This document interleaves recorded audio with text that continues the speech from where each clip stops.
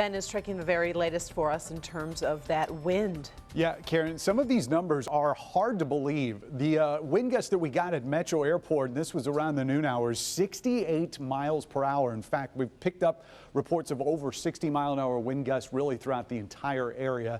They're slightly lower now, but still fast enough to cause damage. We told you that they were at severe thunderstorm strength. Here, 56 miles an hour in Pontiac, 54 at Metro.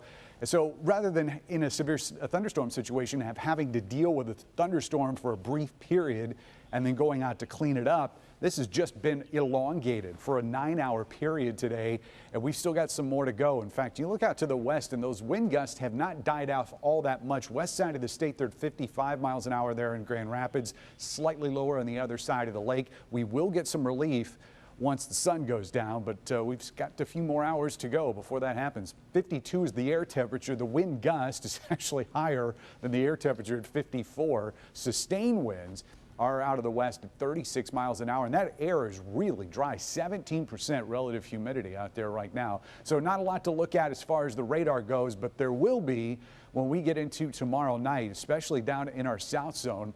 As you'll see in our forecast map, watch what happens down here in Lenawee and Monroe County. We've got a band of snow that's going to start striping the area once we get into tomorrow evening. It's not going to be a ton, less than an inch is what we're expecting, and most of this will be in our south zone, but it may creep up towards I-94 and maybe a few points north as well. In fact, we'll look at that now in our 4-zone forecast.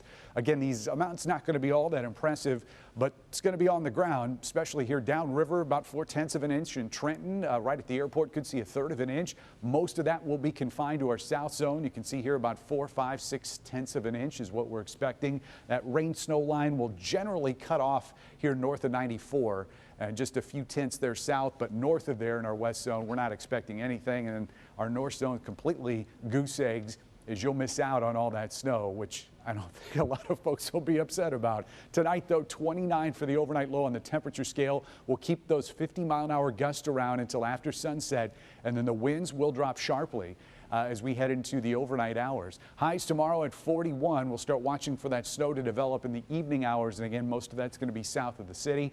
And that 7-day forecast is going to be entirely below average all the way through Wednesday of next week. Remember, our average highs are in the low 40s now. So after a very warm February, we're in for a chilly next 7 here in March, and we'll continue watching that high wind warning, which remains in effect until 7, Karen.